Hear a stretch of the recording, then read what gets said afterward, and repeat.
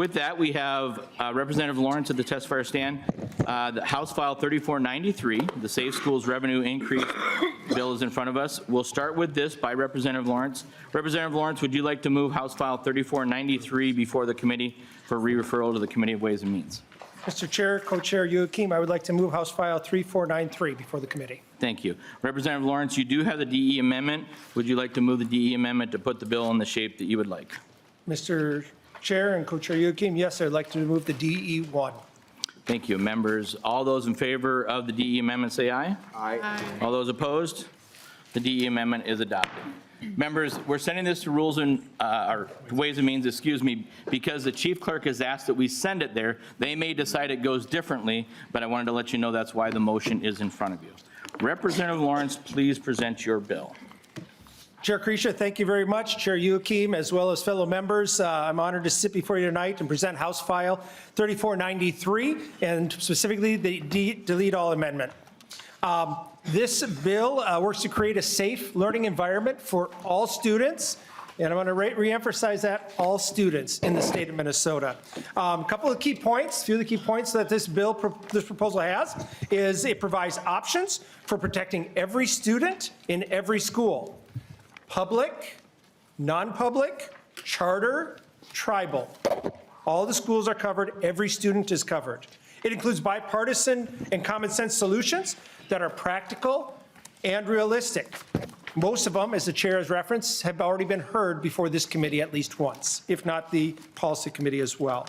The options within this bill are multi-layered, flexible to meet our local school district's needs. Some of the key provisions this bill includes: more school safety funding for our public, and I'm going to repeat, our public, our non-public, and our tribal charter, as well as tribal schools. More funding for student mental health in schools. It's been a huge topic we've discussed multiple times within our educational committees. More funding for student mental health. Local options for anonymous threat reporting systems. We've heard a lot of discussion on that, on how kids need the ability, kids as well as teachers need the ability to report anonymously threats they see happening at school. It also includes school safety plans. In addition, student discipline reform to protect teachers, staff, as well as students. House File 3493 is a bill that I believe, and I think you can agree, all of us can support, to make schools safer for every student in the state of Minnesota. And that's the key for us today, is addressing the safety of all kids in our schools. With that, I have some testifiers, Mr. Chair. Thank you, Representative Lawrence. Please introduce your first two testifiers. Okay. And have them state their name for the record, and they can begin. Mr. Chair, I'm going to refer to you. Who was first on the agenda? I didn't. Yep, so I have Ms. Hilliard and Mr. Flansburgh. Okay. All right. Good afternoon. My name is Rachel Hillier. I'm the Director of Prevention, Safety, and Grants for ISD 728 Public Schools in Rogers, Zimmerman, Otsego, and Elk River area. And I'm here today to speak to you and just share in a minute my experience. We have an anonymous reporting system through Say Something from Sandy Hook Promise. And I can tell you in short that we have saved lives as a result of having that. We've had 173 tips since its inception, and most of those are related to either planned school attacks or suicide ideation. Just had one last night. So it's been an important feature for us. I come to you with 30 years, almost 30 years in education. My first year of teaching was in Windsor, Colorado, 70 miles north of Columbine. I remember watching kids sitting in my classroom who had family members that were involved in that attack. So this is near and dear to my heart. My own children sit in the seats in our public school district. And so I would highly encourage you to increase Safe Schools funding. We do not have enough money to fund all of our services. School resource officers take up right now 70% of that budget. Not enough left for mental health. Thank you. Thank you for your testimony. Mr. Flansburgh, if you'd state your name for the record. Chairs and members of the committee, my name is Dr. Nathan Flansburgh. I'm the superintendent at Pack Charter School, a K-12 system serving about 1,500 students. Thank you again for the opportunity to speak with all of you today. In 2026, the definition of a functioning school has changed, and it's no longer sufficient to focus solely on academics. Schools are now expected to provide layered systems of protection, physical security, mental health supports, and digital safeguards. These are not enhancements to the educational experience. They are now part of the baseline expectations families have when they send their children to us each and every day. The challenge is not whether these supports are necessary. I believe we all agree that they are. The challenge is how they're funded and whether that funding model treats all public school students fairly. Right now, it does not. Public charter schools are left out of the safety aid funding. This exclusion creates a very real operational strain. Every dollar we allocate towards safety infrastructure or support systems must come from existing resources that are already committed to classroom teachers, paraprofessionals, and student programming. Unlike traditional districts, we do not have the option to go back to our community through a levy to fill those gaps. That constraint fundamentally changes the decisions we are forced to make. It is not about prioritizing safety. We will always prioritize safety. It is about what we must give up in order to provide it. It's not a position any public charter school should be in. This is about alignment. I believe there's broad agreement that school safety is essential, that funding structure should reflect the commitment consistently across all public schools, including public charter schools. And Mr. Flanders, if you could wrap up. Thank you for the opportunity to speak with you today. I respectfully ask for your support for House File 3493. Thank you, Mr. Flansburgh. Thank you for that. Mr. Atkins and Ms. Webster, if you would come up next. And then after that, it'll be Ms. Sandsmark and Ms. Hoffer. Mr. Atkins, welcome to the committee. Please state your name for the record and begin your testimony. Chair Cretia, Chair Youakim, and members of the committee. My name is Jason Adkins, and I'm Executive Director of the Minnesota Catholic Conference, the public policy voice of the Catholic Church in Minnesota. We're here today to support 3493 as one prong of a multi-layered series of solutions needed to protect all kids as a matter of public safety. A few weeks ago, this committee heard from leaders of the Violence Prevention Project Research Center at Hamlin about the evidence related to school shootings. The key takeaway for me was that there are multiple elements needed to protect kids from mass shootings in schools, and working for one's preferred approach, whether it be gun prohibitions or building security or mental health, was insufficient on its own to meet the goal of stopping more of these tragedies. Our approach has been to promote sensible gun laws that evidence shows may have an impact on limiting casualties and injuries in mass shootings, such as the high-capacity magazine ban. We also seek to help parents foster constructive relationships with their kids about social media usage through our bipartisan Stop Harms of Addictive social media legislation. That bill is especially important after the folks from Hamlin highlighted how school shooters are often formed online. School security is undoubtedly one of the pieces of this equation, as secure buildings disincentivize shooters, but the reason that we support this is because of its flexibility in doing things such as mental health, counseling, and staff training. We strongly urge your support. Thank you very much. Thank you very much. Nice close. Ms. Webster. Thank you, Mr. Chair. My name is Jess Webster. I'm a staff attorney with Legal Aid, also representing the Minnesota Disability Law Center. We stand in strong opposition to the provisions in 3493 that repeal requirements for non-exclusionary discipline and resource suspensions for our youngest kiddos. This was some actually really fantastic and amazing work that Representative Richardson championed in 2023. As an attorney for our littlest learners, I sometimes feel like my role in this space is just to be a constant reminder of who we're talking about. And today we're talking about the best way to work with 5, 6, 7, 8-year-olds. They still watch Sesame Street and Bluey. They like stickers on their papers. They love markers that smell like fruit. So if you've had a 5-year-old in your life, do you remember what it was like when the 5-year-old wanted the red cup, not the blue cup, and there was only blue cups left? Our kids are learning how to do school. They're learning that how do you navigate frustration, boredom, anger? How do you communicate your unmet needs? How do you learn to navigate new adults? And how do you figure out which adults can be trusted? When you kick our youngest kids out of school as a disciplinary tool, they begin to internalize that school isn't meant for them and that adults can't deal with them. This is not the legislation we need, members. I appreciate your consideration. Thank you very much for your testimony. Ms. Sandsmark and Ms. Hoffer, I hope I got those right. Please state your name for the record and begin your testimony. Thank you very much. Hello, Chair and committee members. My name is Erin Sandsmark. I'm the Executive Director of Solutions Not Suspensions Coalition. I'm here to express my opinion on the DE amendment for House File 3493. This amendment would directly repeal Minnesota's efforts on non-exclusionary discipline. And we at SNS are not here for this bill. The current Minnesota law banning K-3 suspensions is a critical research-backed measure designed to maximize instructional time and prevent the disproportionate disciplining of young children. Moving us backwards will not help our children. I ask you, what is the actual educational benefit of a suspension?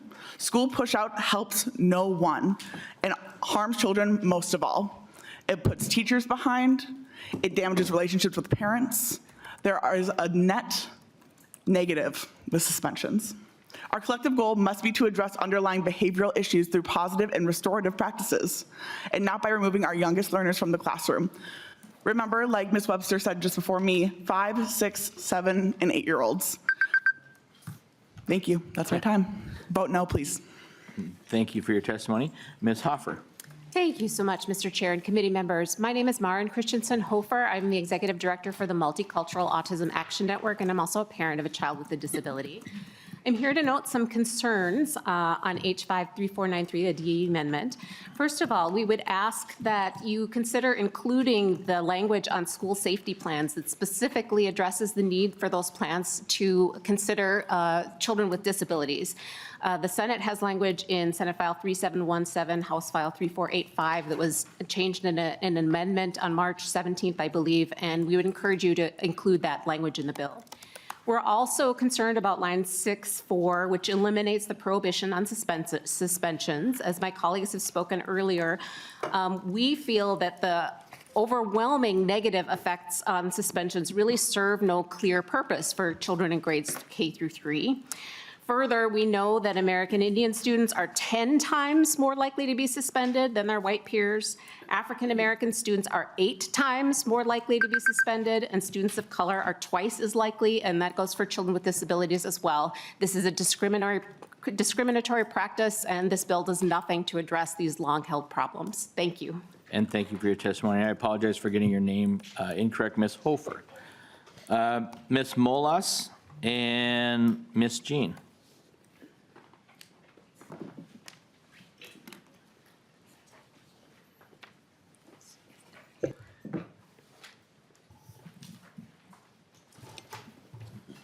Hello, and state your name for the record, and please begin your testimony. And then Ms. Jean, Laura I'm Jean? Ms. Jean. Oh, I'm sorry. So no Molas at this point. Okay, Ms. Jean, go ahead. Thank you. My name is Laura Jean. I am a parent advocate and manager of parent training and advocacy and the public policy coordinator at Pacer Center. And I just want to address a couple of concerns around House File 3493. We appreciate the focus on school safety and evidence-based practices in this bill. As this bill is implemented, it is critical that all provisions align with the Individuals with Disabilities Education Act, IDEA. IDEA sets the baseline. Students are entitled to a free, appropriate public education, FAPE, in the least restrictive environment, LRE, and through the IEP process is designed to protect families' rights. As written, this bill gives public funds to private institutions that do not have to adhere to IDEA. Some key guardrails to maintain include that safety plans cannot override the IEP process. Placement and service decisions must remain individualized and team-based.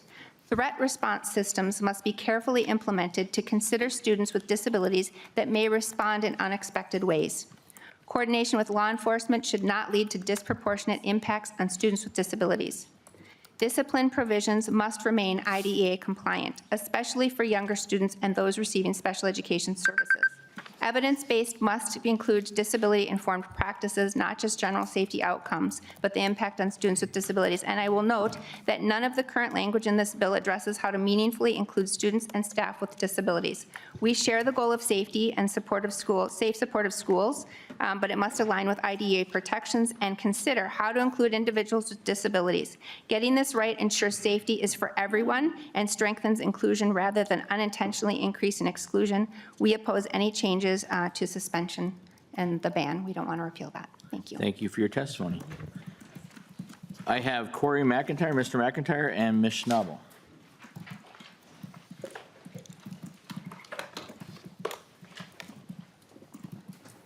Mr. McIntyre, please state your name for the record.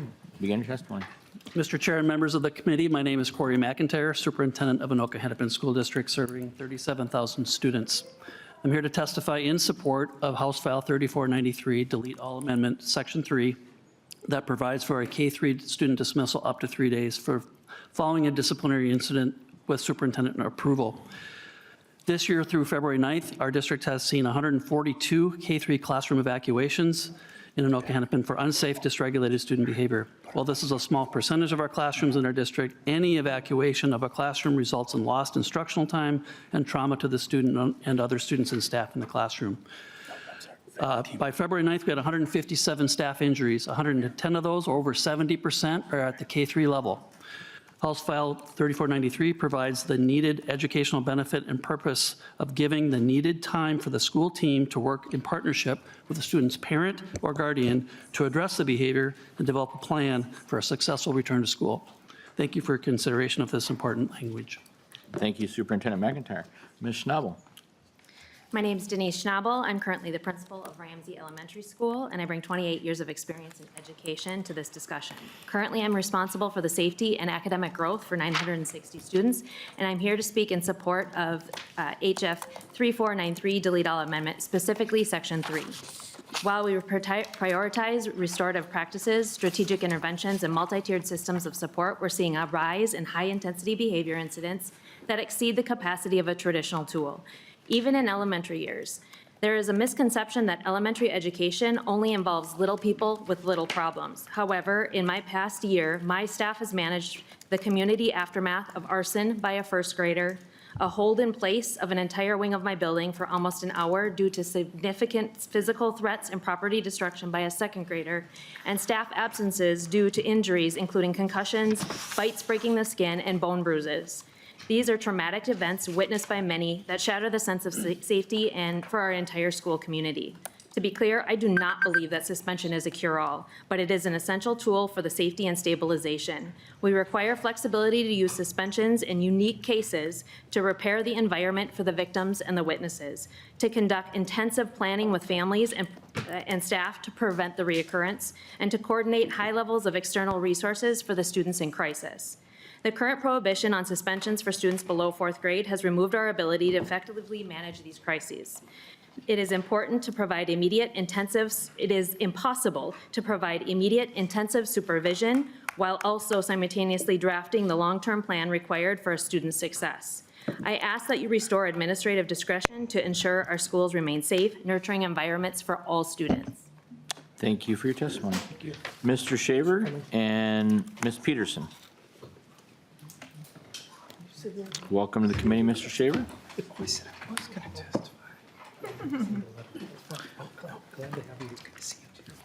Chair Creasha, members of the committee, good afternoon. Matt Shaver at Allies. I'm a licensed elementary school teacher and dad of a kindergartner. We appreciate Representative Lawrence's efforts to take an evidence-based approach to school safety, like providing safety funding for all students and creating school safety plans and anonymous reporting systems. Here's the evidence on suspensions. Students who are suspended are more likely to be suspended again, more likely to become chronically absent, more likely to not read or do math at grade level, more likely to drop out, and more likely to become involved with law enforcement. With a disproportionate use of suspensions on students of color, low-income students, and students with disabilities here in Minnesota, it's a good thing from a policy perspective to put system-wide expectations and limits in place to lessen the likelihood of all of those negative outcomes for kids. No doubt it is harder to have students work through their behavior mistakes at school than it is to send them home, but 6-year-olds need to be taught how to behave in school.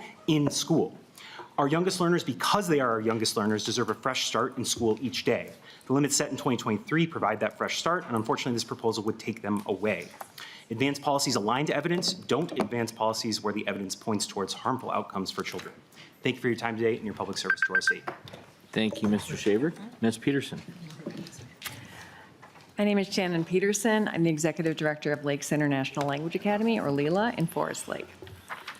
I'm here to voice support for HF 3493 and the amendment that appropriates $68 per pupil and specifically includes charter public schools. Lila's elementary school exists in a former hospital. All ground floor classrooms have big, pre-energy crisis 1960s era windows. When the new fire marshal required our curtains to be removed, we wanted to replace them immediately with a fire-safe version, but the cost was more than a teacher's salary. As a charter school receiving no safety aid and only 70% of the public funding of a district school, that is our choice. Reduce teachers if we want curtains. So we decided to learn to live with the sun in our eyes and the glare on our whiteboards. Then, this past fall, when the Annunciation shooter made the atypical move of attacking from outside the building, our lack of curtains became a much bigger problem, affecting the well-being of our community. Teachers on the ground floor are fearful for their students. Their fear is constant, but is voiced more loudly each time we do a lockdown drill. Thank you for your including the ongoing safety funding in HF 93, 3493. Thank you for your testimony. Ms. Brown and Ms. Schneider.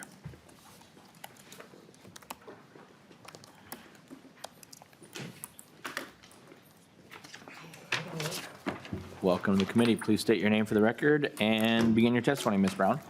Hi, my name is Judy Brown. Good afternoon, Honorable Chair and committee members. I'm a licensed independent clinical social worker, a member of MNSWA Legislative Committee, and the manager of the Mental Health Supports Department for Minneapolis Public Schools. I'm here to share our concerns regarding proposed adjustments to student support personnel aid in the amendment to HF 393494. School social workers foster student success through prevention, crisis intervention, and trauma-informed care. While mental health intersects with school safeties, these roles are fundamentally different. Research shows that increasing mental health resources, not just security, is what truly reduces disciplinary issues. For this reason, it is vital to keep these funding streams distinct. Because of the state's recent investment in student support personnel, we are finally making progress in reducing caseloads. We are meeting needs in real time.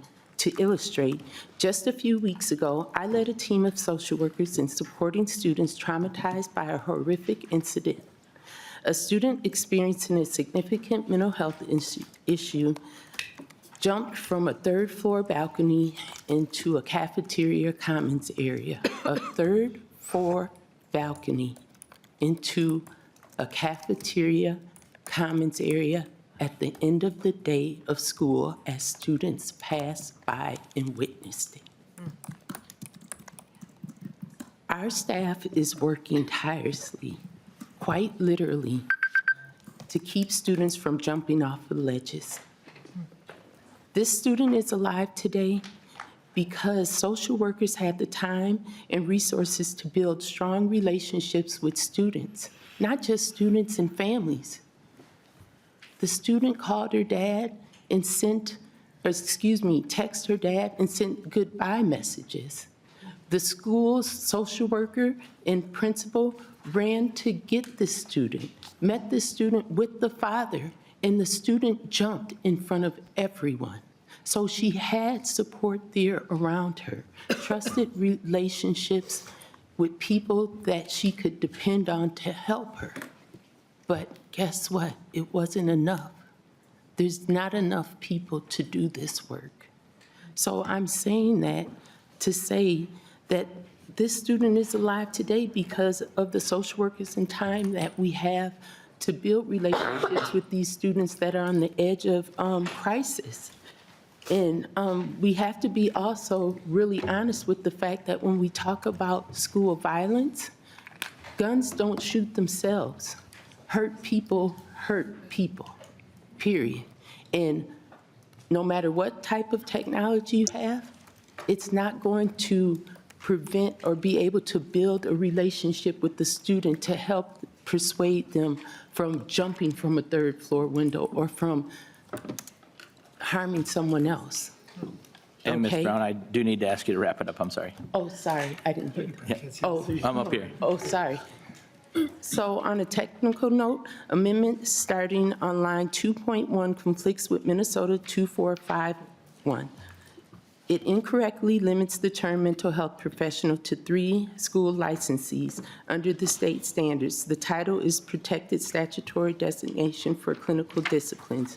Using it here confuses clinical standards with educational supports. We urge the legislature to protect the current formula and maintain distinct funding for student support personnel. This ensures that both mental health and safety needs are met without compromising either. Thank you for your time in recognizing our expertise as critical resources for families, and I apologize if I went over. Thank you for your testimony. Ms. Schneider. Mr. Chair and members of the committee, my name is Caitlin Snyder, speaking for Education Minnesota. On my first point, I'm also speaking for the Minnesota School Counselors Association. My apologies for my prop here. I have the crud that's going around, and I'm trying really hard not to be patient zero. Following up on the last testifier's comments, I'd like to first talk about the flexibility that this DE has for student support personnel aid. Almost every dollar that goes to a school district is flexible. Basic skills, compensatory, general education. You could use funding from your community ed program to fund school staff to the extent that they're working with people in an ECFE class. But year after year, what we see is fewer and fewer people, like the testifier beside me, meeting the needs of our students. You could also use special education funding to fund school social workers, school counselors, school psychologists, and school nurses to the extent that they're working with our special ed kiddos. But every year, we don't see that happening. And that is why for 10 years, advocates worked to pass student support personnel at Insight. This one pot of money, $30-some per kid, that has to go to this group of folks. Moving on, Education Minnesota has a legislative position in support of ending disparities in education. So we're very concerned about the repealer in Section 10. This says that you don't have to use non-exclusionary discipline with our K-3 students. Every administrator I've ever talked to says, of course, we're using non-exclusionary disciplinary practices. So to see that repealed, that seems unnecessary and overblown in this reaction. We have strong concerns about funding our private schools. We believe public funds should go to public programs. And lastly, if you consider this bill sort of a wish list of what half of the committee would like to move into law, it's disappointing to not see compensatory revenue part of that wish list. The cuts that are coming to compensatory because of a misunderstanding of statute, in my opinion, they're going to hurt blue districts, they're going to hurt red districts, they're going to hurt purple districts. I'd really like the committee to consider that as well. Thank you, Mr. Chair. Thank you, and I hope you feel better. Thank you. With that, members, I have Ms. Lugar, and then I have 3 online testifiers signed up. Ms. Lugar, welcome to the committee, and please state your name for the record and begin your testimony. Good afternoon. My name is Claire Lugar, and I am a special education teacher in White Bear Lake area schools and a proud parent of 3 Forest Lake area schools graduates where I actually started my teaching career.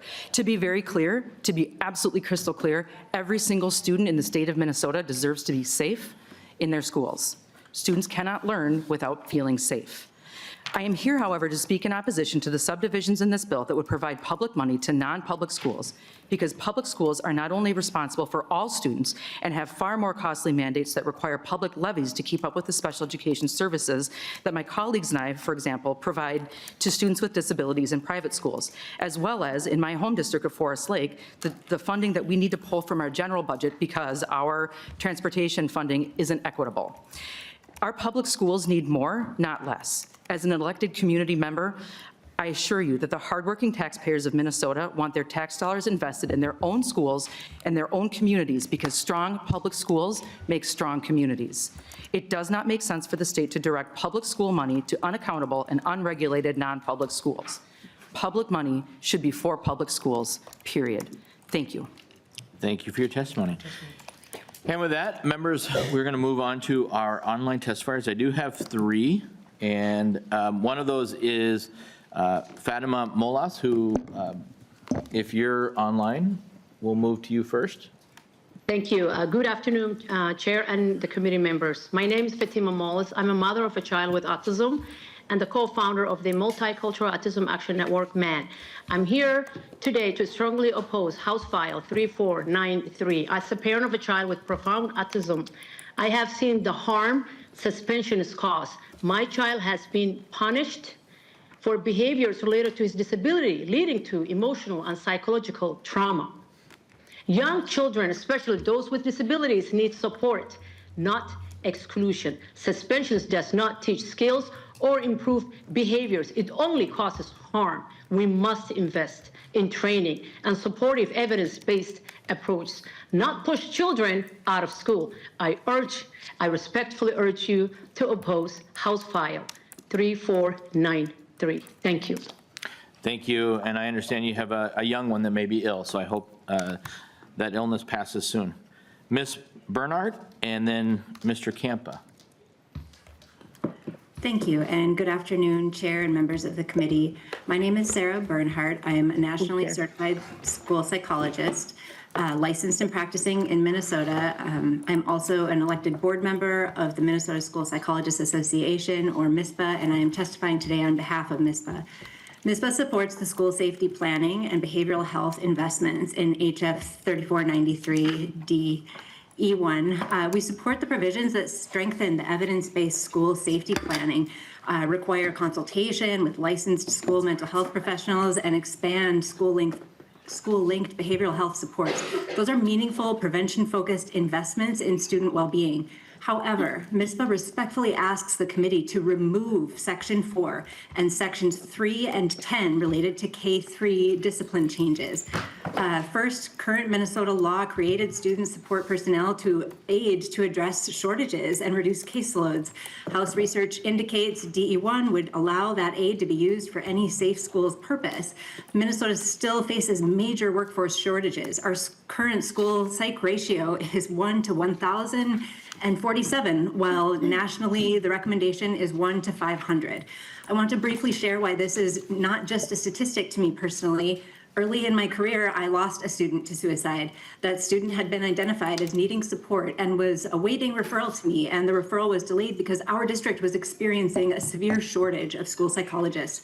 I carry that loss with me every day, and it is part of why I'm standing here today. Excuse me. Workforce shortages are not an abstract policy problem. They have real, permanent consequences for real children and families. These dollars should remain tied to hiring and retaining school student support licensed student support professionals at a minimum until a district can provide a clear set of documentation that shows it has at least resolved the shortages within its own district that this funding was designed to address. If they can demonstrate that the original goal of student support personnel funding has been met, that's a different story. But this funding was appropriated for a need that is broadly still unmet in the state and should be preserved in its current form to the greatest extent possible. Second, D1 would weaken current protections for our youngest learners by allowing kindergarten through grade 3 dismissals for up to 3 school days and rolling back non-exclusionary discipline requirements. That moves us away from developmentally appropriate preventative practice. This will disenfranchise underprivileged children and families and represents a likely source of unintended harm to children with disabilities and their families. MISPA respectfully asks you to preserve the positive school safety investments in this bill while removing those two provisions. Thank you for your time and consideration. And thank you for your testimony. Our final remote testifier is Mr. Campa. Thank you, Chair Kresha and Chair Yoakim and members of the committee.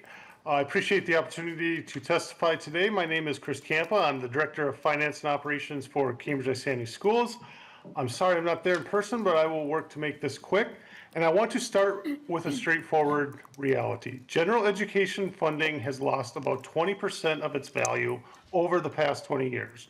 To get back to where we were, the basic formula would need to increase by about $1,420 per pupil. Now, at the same time, total education funding has gone up, and I think that's important to acknowledge that it has increased, but that funding has not gone into the classroom. It's been redirected into mandates and categorical programs. And a lot of those fund good and necessary things, special education, mental health, social services, and those are important. But whether or not they're fully funded or not, districts are required to do them. And the more that gets shifted into those areas, the less flexibility we have in the classroom. And what does that look like in practice? It means trade-offs. Larger class sizes, fewer programs, delayed curriculum updates, and in many cases, asking local taxpayers to make up the difference. Safety and security is a good example of that, where expectations keep growing, and it is a real and growing need. And I wish that wasn't the case, but it is. The core Safe Schools funding formula has stayed flat at $36 for over a decade on a per student basis, and it hasn't kept pace. For our district alone, that's a gap of $100,000. And it's hard to make those needed investments into your core safety costs when your basic needs aren't being covered. So additional funding in this area would help us meet those expectations without pulling more resources out of the classroom. Thank you for your time. And thank you very much, Mr. Campa, for your testimony. And with that, members, thank you very much. And to the testifiers, thank you. I'd like to go to member questions. I do have a short list started already. So Representative Sensamir, you're the first one. Thank you. Thank you, Mr. Chair. Thank you for bringing this bill, Representative Lawrence. I have a couple comments and then some questions. So there's a lot to this bill. You know, I think the first thing that I want to talk about is the flexibility around the student support personnel aid. I have deep concerns around that. You know, I presented a bill earlier in session to increase that aid. I think that that is certainly what I'm hearing from my own district, but people across the state in relation to just the trauma that our young people have been through. I feel like every committee meeting we have young people who are coming before us and telling us, I am not okay.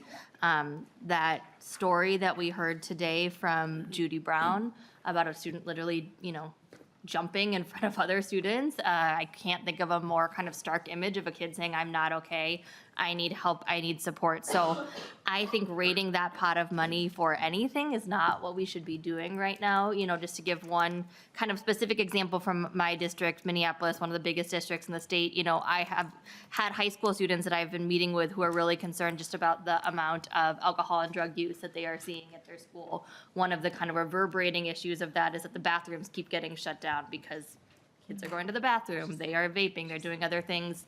And so what I learned from that is that in Minneapolis, you know, one of the largest districts, 8 high schools, there's only one licensed drug and alcohol counselor for the entire district, right? So that means that that counselor probably spends a half day at their school a week, which is absolutely not enough time to be able to really support those students to change that culture, which is then leading to bathrooms that are literally shut down. So I do not think we should be rating that fund of money. I have real concerns about that. The other thing that I want to address that I really appreciated the note that we have in our packet from the Catholic Conference, you know, talking about a multi-tiered approach to protecting our children. And the number one thing that they have is give more kids a chance, ban high-capacity ammunition magazines. I really don't think we can be having this conversation about school safety and the hardening of our schools without being really direct about what we are hardening our schools against. And it is guns, and it is guns that can hurt a lot of young people really quickly. And I think it makes a lot of sense to try and stop that. So I would have really wanted to see that in this approach. The last thing that I wanted to talk about and have questions about is non-exclusionary discipline and the changes that you're proposing around suspensions. So I think we heard a lot of compelling testimony. I appreciated Matt Shaver talking about kind of what does the research tell us about suspensions? What are the lasting consequences if kids get suspension? What is the message that is telling a kid about what their place is in school? So I have a lot of concerns about changing that policy, especially for our youngest learners. I know that, and I have had, you know, talks with administrators in my district who have asked for more clarity about the language. I know Representative Rayrauer has been, you know, working on, can we give more guidance and clarity, you know, that tells administrators when this is a tool that they can use. But this approach to me seems very extreme. I think two changes that you're making that I wanted to ask about. So the first one is, you know, you're getting rid of the language that is saying that schools need to exhaust all other options before suspensions. And I think one of the testifiers, you know, mentioned that we continually hear from administrators that they do that anyways, right? That they are trying everything before they are kicking a kid out of the classroom. So if that is the case, and I do believe that, like, why are we getting rid of that language that is just making sure that all other tools are being used before we are sending a kid away? And then I have questions about the 3 days piece of it as well. 3 days is a lot of time out of the classroom. 3 days not learning, being at home is a lot of time for a kid to be away from school. I think particularly about young people and how, transitions are hard for them 3 days out, then trying to bring them back into the fold, that seems like a really long time. So if you could address those two pieces, thank you. And thank you for that. And members, just to let you know, we do have about 10 minutes, so I want to make sure I get to the 6 on the list. Representative Lawrence, your response. Mr. Chair, thank you so much, and I appreciate you sharing the concerns. With that, I want you to know that I'm happy to have those conversations, right? I'm willing to talk about those things. I think we've got a great foundation for a bill to go forward. As you kind of made reference to, is there's combinations from both sides that are included in this bill. And one of the things I want to touch on, and I know you gave specific questions, but you mentioned the mental health piece. That's included in here. Is it enough money? I don't know. That's something we can discuss. But there are dollars that are set aside for additional mental health. We also brought the flexibility piece in for schools that are saying, we need some flexibility with it. Not all schools are going to utilize that, but some schools could use that flexibility within their districts. And so we put that there. You talked about as far as the behavioral side of things, and we heard testimony on both sides today. We need to address that. But in the same tone, I think, I believe, we need to look at both sides and offer opportunities and options for both sides. And a one-size-fits-all isn't always the case that works best. We heard testimony from schools that we need a break period where we can discuss and come up with a plan. We need that timetable. Is 3 days too much for that? Maybe, right? But let's have that conversation. Let's talk about that. But let's put the options out there that helps our schools and our students at the end of the day. Representative Sensenmere, quick follow-up. Yeah, I would just love for you to talk about why are you getting rid of the language around exhausting all other options before a suspension? And Representative Lawrence, go ahead. Yep, Mr. Chair, thank you very much. Like I said, it's one of those things that we can discuss going in. The reason we're putting it in there as of right now is what we've heard, what we've discussed, what we've heard from our side, I'm going to say, from students, right? From students and teachers as far as options to help bring things to the table. And so at the end of the day, I think all of us hear that teachers, administrative staff are exhausting all options anyways at this point in time. So I think it winds up being more of a non-issue factor, but part of the solution to helping kids and teachers. Thank you. Do you have a quick follow-up? Otherwise, Representative Hill, I'd like to go to you next. Thank you, Chair Creasha, and thank you, Representative Lawrence, for bringing the bill, continuing the dialogue around this critically important question. How do we keep all of our students safe?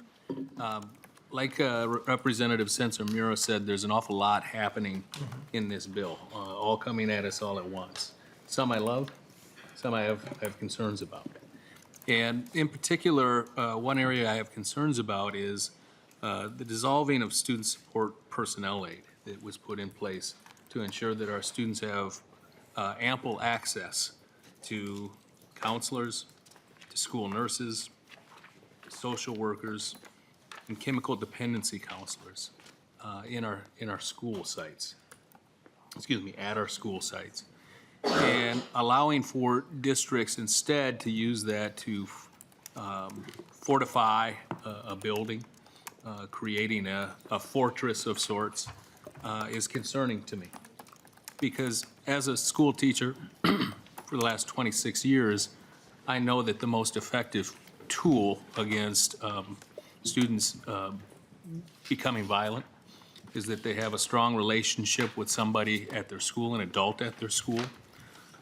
The more eyes and the more hands on deck we can have in our public schools, the safer our schools become. And so it becomes a question of what do we want our students to experience at school? Do we want them to experience entering into a quote-unquote hardened complex? Or do we want them to experience a caring and supportive environment where they are known, where they are supported, and where they are taken care of? And so the question would be, do you understand the complexity around that trade-off? Because funding is a challenge this session. And allowing districts and charters to move away from having those professionals on site to care for our kids and to educate our kids, to put in bulletproof glass or other features that would harden the structure, comes at quite a cost. And just wanted to hear a few comments from your perspective on that. Representative Lawrence. Yeah, thank you, Representative Hill. And I'm glad you bring up the funding, because I think that's an important aspect that we don't talk enough about. We're in the funding committee here. We're education funding. And there's no question in my mind that once we make this a priority, which I'm proposing today, to make these things a priority, we'll find the funding together. We'll be able to find the funding to the concerns that have been mentioned, to put forward to make our schools safer. I think this is one of the biggest issues that at the beginning of session came to us, and we need to deliver on. We need to do something that makes our schools safer. You're right, I got a lot of different things in here, all relate to school safety. Some things relate to making the school a safer physical environment. Some relate to personnel, bringing personnel that help make the school a safer. Some relate to students being able to be a part of making their school safer by the anonymous reporting. So there's factors in here that I think move us in that direction of making schools safer, and I know that we can find the funding for it. This is an important issue. We need to move this forward, and we need to work together to move these subjects. I'm open to those discussions, okay, of how do we do it, but fundamentally, we've got a good foundation here to go forward with. Representative Green. Thank you so much, Chair. Thank you, Representative Lawrence, for bringing the bill forward. I see elements of many of the bills that I have brought forward in this bill, so I do support those elements in here. I want to correct something, though, that you said, with all due respect. We've talked about school safety well before the start of this session. Right? We've had bills that have come last session, well before you and I were elected here even, right? So this has been an ongoing conversation in how we have a comprehensive approach to school safety. And this has been talked about from my colleagues as well, but one of the big things that I'm very concerned with, and I'm not quite sure how you square this up, is the student support personnel aid. And moving those dedicated sources for students, when we hear from administrators and teachers and students that is like such a critical need and a piece of this. We talk about making sure that our students and that whole student is supported, so that we don't have students that are hurting.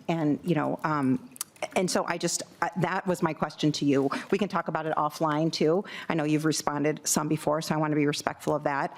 The other piece in here that I just want to acknowledge is the anonymous reporting piece. We've seen several different bills, both in education policy and in here, to talk about that. One of the things that I'm concerned about in this bill is the word encouraged, which is in statute. I feel like when we're just encouraging something, that to me doesn't necessarily mean it is law. I know it's in there in a lot of different, I've seen it in a lot of different places as I've been in this role, but here, anonymous reporting is a super effective way that we can help kids. It has been proven. We've heard the Sandy Hook promise. And so I would think that that part of the bill doesn't go far enough in making sure that we are actually supporting funding and saying this is an important element that we have to have in place. I was with students yesterday, and they brought this up, that it is become a very trusted source for students. And to have that breakthrough, that students have somewhere that they can trust and go to, and that this anonymous reporting system works, is very effective. So it needs to go further than what it is in this bill. So you can respond, or we can talk offline. Representative Lawrence, if you can do that offline, that'd be great. Thank you. I have Representative Lee, Perez Vega, and Ray Rauer, and then we'll go to Bakeberg and Joachim. So if you can help me with the time, that'd be great. Representative Lee. Yes, thank you, Chair. So less questions for the author and maybe just more comments because we don't have a lot of time. Thank you. I think for me, it's very concerning that this piece of legislation is supposedly about school safety, but as numerous witnesses had pointed out in their testimony, it seeks to address a very real issue that adults should be solving by instead punishing student behaviors. Also, instead of addressing gun violence, this tells our students that they are the criminals. And to make things worse, instead of proposing a funding mechanism that would work, this bill takes money away from student support personnel aid, which would actually help students' mental health and provide them those much needed support that they require. And I'm just disappointed to hear that this is a conversation starter, because if it is one, this is a very bad start. the author told us that this is a finance committee. So, we need and our students deserve proposals that come with financing ideas, not stealing from other important programs. We still don't have a budget for the committee, a target for the committee, because our speaker is running for governor and it's not to her advantage to have a budget deal. Please keep to the bill. Yeah, but let's be clear, right? We don't have a target for our committee. And so, if we're gonna be an education finance committee, how are we financing these ideas? My proposal is, we should be expanding the pie and raising revenues, right? But this steals from really important programs, so it actually support our students. So thanks. Representative Ray Rauer. Thank you so much, Mr. Chair. Thank you, bill authors. So I just want to bring us back to a few weeks ago when we had the Violence Prevention Project here giving testimony. And I think when we approach these, very serious problems, we need to do so with evidence-based research that indicates what will work well. From their research, we know that mass school shootings where 4 or more killed, that shooters are insiders, 80%. Shooters are in crisis, over 80% show signs. Shooters tell others, 94%. Shooters use the guns of family or friends, 59%. Therefore, hardening schools alone is not an answer, because most shooters have already been through the school security and the school lockdown drills and know how to get around them. Therefore, extreme risk protection orders alone don't work. We also need secure storage of guns, because shooters may take one from a friend. So we need a layered approach that includes these things, but also crisis intervention, anonymous threat reporting systems, and behavioral threat assessment teams that are in our schools that can work together to help prevent these horrible tragedies. For these to work, we've got to have our mental health professionals in our schools, and unfortunately, this bill could take money away from that. In your bill, the anonymous threat reporting system language, unfortunately, only encourages school districts to use one. I believe we should be requiring all districts to use one. The data from Sandy Hook Promise, again, research-based data is very clear. They do work. They prevent violence and they save kids' lives. We have a great option available to all school districts right now that don't have a system through the Minnesota Bureau of Criminal Apprehension that could be used with no cost to schools, which is why I believe we can make this a requirement. I believe you brought forward the bill with good intentions, but it needs changes and it needs some additional work. But thank you for your good intentions. Thank you, Representative Ray Rauer, and Representative Perez Vega, and then Representative Bakeberg. Thank you, Mr. Chair, and members of the committee for this conversation. I'm thinking really closely as a mom to a first grader, and I've seen her as a member of this body enter preschool, and I love my preschoolers. I have deep concerns of the discipline rollback that it's going to have in the development of our early kids, our early elementary care students. I have this experience as a mom and as a lawmaker who listens to my child, who's the compass of the direction, and listens to her classmates and her educators and personal aid providers in the schools. Think about an experience, and I was actually at the school that Representative Mary Clardy used to teach at as a guest speaker to their Spanish class.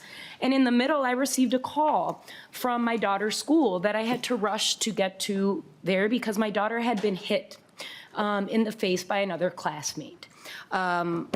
She was okay, thankfully, but as the mom, I wanted to ensure that my daughter was okay. I went to the school, not with the deep concern of, we've got to take care of what's happening here and where's the other parent. It was more of, one, is she okay? And two, is that other child okay? Because it's a kid.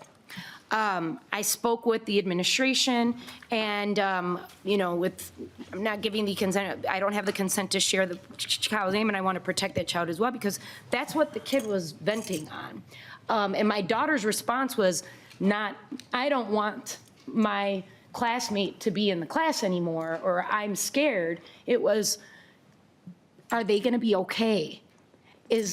Are they going to be in trouble? are they going to be allowed to be back into the classroom? My kid, who was a victim, was concerned about another kid because it was quite efficiently, profoundly to know that this kid needed more support. The classroom was needing more support. The educators, the teachers, the personal ed, this is a friend. Okay, this is a child, this is a kid. Right away, the victim of the, so to say, disruption and violent act that happened didn't say, keep them away, or I don't want them in the class. They said, they need help. This bill is taking away the accessibility of those personal aid to come and help the classroom. That child who did the action that was a scary action. No parent wants to get that call that your kid has been hurt. But also, it was also a cry for help from this kid that they're being hurt. They're being hurt by a system that's not giving them support as they are a special needs kid. And their parents need the help. And that is what we're here to do in Ed Finance, is figure out an ecosystem of solutions that are going to finance the support of the well-being of everyone in the school's environment. And with that, I just can't see this being that opportunity to take a kid out of the class for 3 days. However, is it 3 days? May I ask that question? How many is the days that this kid who would be a preschooler would have to be suspended? Representative Lawrence, quickly. I believe it is 3 days. Yeah, see. Representative Vega. Thank you, Mr. Chair. Within that weekend of conversation of what it took for our school to volunteer, because I believe that we have to work through this as a school, I don't want my kid to miss out an opportunity to not have their friend who is crying for help. We need to come as an environment for the school to be able to deliver this help, and that's not what this bill does. No further questions. Thank you. Representative Bakeberg, then Chair Youakim. Thank you, Mr. Chair. Lots and lots of thoughts, but first, Representative Lawrence, thank you for bringing a bill that increases funding to our schools by $50 million. That's what this bill does. Increases flexible funding by $50 million to our local schools. So it's not cutting funding, and it provides a layered approach to school safety for all kids. Super simple, all kids. Wherever, regardless of where you go, you should be able to feel safe. Representative Perez Vega highlighted actually very well how amazing our school staff do in making sure our kids feel safe. And she laid out how they use something called restorative practices to repair when something happens. And our schools are using layered approaches, using ongoing intervention to be able to make sure kids are safe. Okay, that's what they do every day, every single day. And it says up to 3 days. All they're asking for is time. Time to plan, time to be able to support the kid who was hurt, and time to be able to plan to support the student who is dysregulated, who is struggling, because behavior is communication.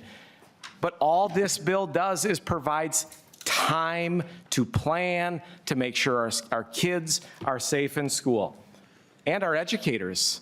Because we heard from one of our testifiers that there were 133 evacuations in the Anoka-Hennepin district. So that means, just so that you're all aware what happens, a classroom is destroyed.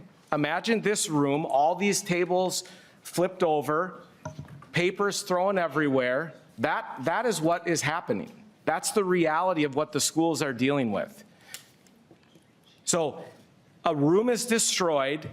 The teacher stops instruction for the other 25 kids and brings them to another environment, usually the hallway. And the teacher is supposed to just pretend that what happened didn't just happen and continue on teaching. So we talk about lost instructional time. That's a ton of lost instructional time. Then we had 157 staff, and I think it was 110 at the K-3 level of staff that were hurt by kids, because our teachers are putting themselves in situations to protect other kids when computers are thrown, when desks are flipped over, Our teachers are stepping in and protecting. Our administrators are stepping in and protecting. That's what this bill does. It's super simple. The provision in this bill, do we want to keep all kids safe? Super simple. Do we want to listen to activists? Like, I'm so tired of hearing the same testimony over and over about specifically the K-3 provisions. Or do we want to listen to actual educators? The educators are coming and telling us, please help us. We talk about retention. We want to talk about retention? Let's respect them enough to actually listen to them. And I would leave you with this. If it's a good idea, you don't have to mandate it. And I would request a roll call. Roll call requested, roll call granted. Chair Youakim to close. Thank you, Chair Kresha. We've worked really well together during this session and last session as we've waited to see the direction our leadership would take with targets. We've been told that anything we want to fund needs to be paid for within our current committee budgets. The bill before us does not do that. It cancels money in the transportation bill to pay for half the cost of this bill. And I have really lost track of how many times your side of the aisle has utilized the NLX money. It kind of reminds me of my favorite parable growing up of loaves and fishes, like they magically appear everywhere. So no, this NLX money has been used 100 times over in very many proposals. So it's hard to take that part seriously. I also take a little umbrage with Representative Bakeberg, co-vice chair Bakeberg, who is a principal, you saying that parents are activists. Parents are here to talk about their kids.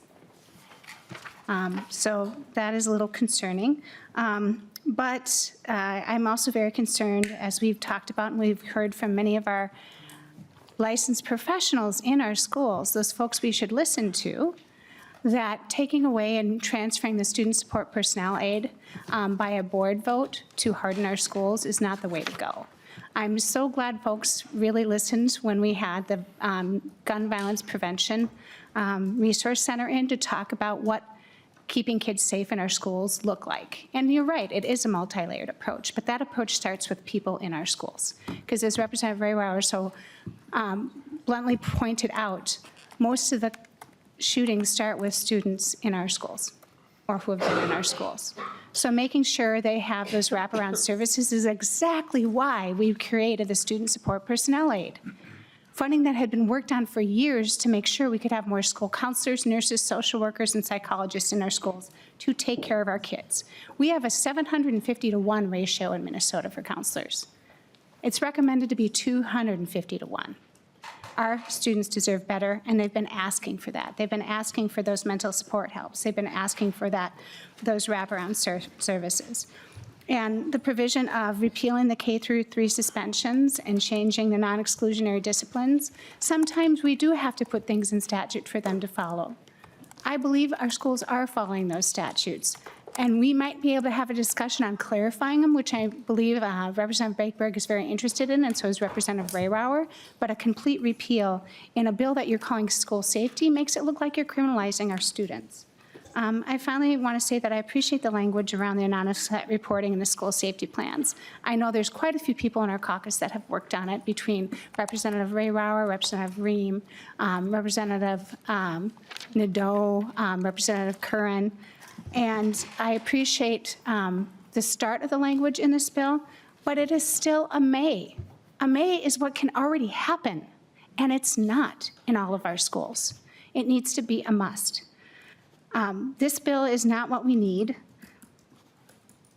to make change happen in our schools now. It doesn't make our kids safer or our schools better prepared to tackle an emergency.